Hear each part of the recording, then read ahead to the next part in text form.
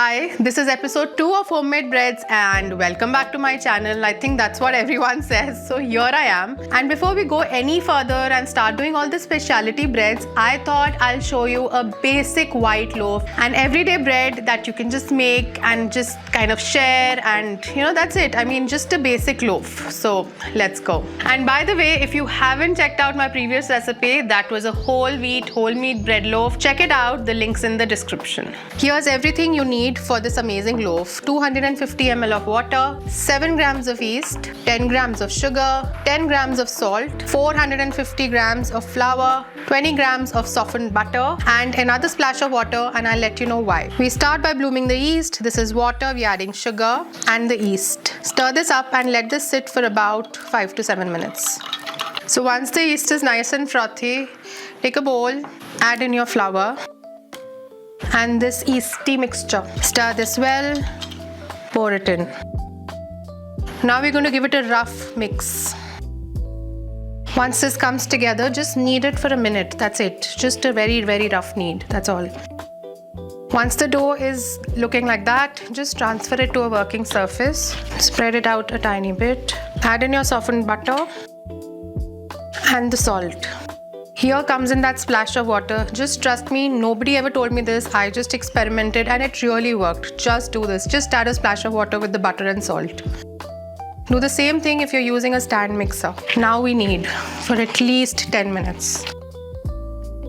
Once the butter is fully incorporated, you're going to knead it like your life depends on it. Stretch it really nice. Develop all that beautiful gluten in the flour to make a nice soft loaf of bread. Use slap and folds just like that.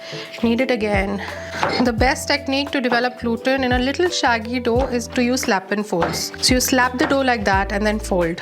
Slap it and fold it.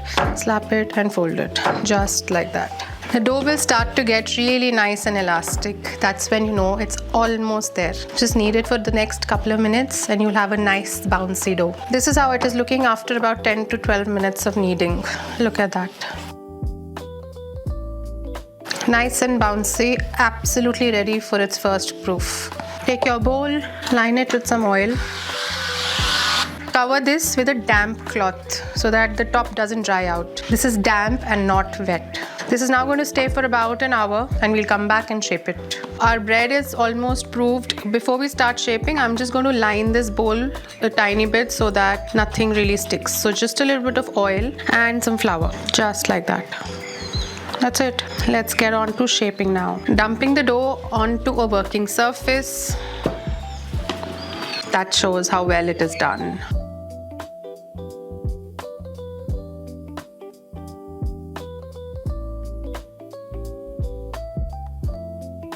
It's nice and bouncy. Be extremely gentle with it. A little bit of flour. Flatten the dough just like that. You can also use a rolling pin. You can also just kind of work through it. Flatten it.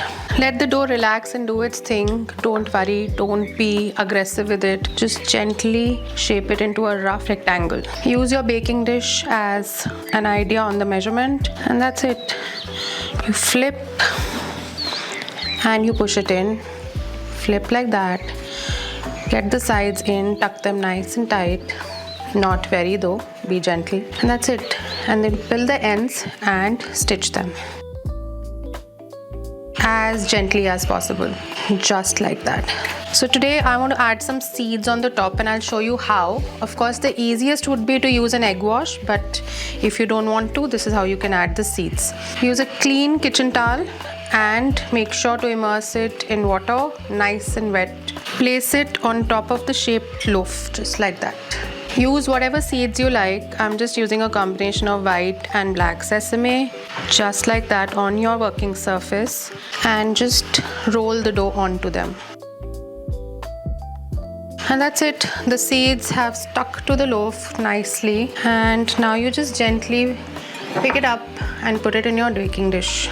Just put it in your baking dish just like that. Tap some more water on top if you need to. And now cover again till this almost doubles in size. Use a damp towel. It's been about 30-35 minutes. Honestly, it's extremely hot. So the bread is already proved. This is how it is. It's well risen. It's beyond the edge of this baking dish. Now all we need to do is bake this. I'm not basting it because I've used a lot of seeds. So I'm not basting it. I'm just putting it in the oven.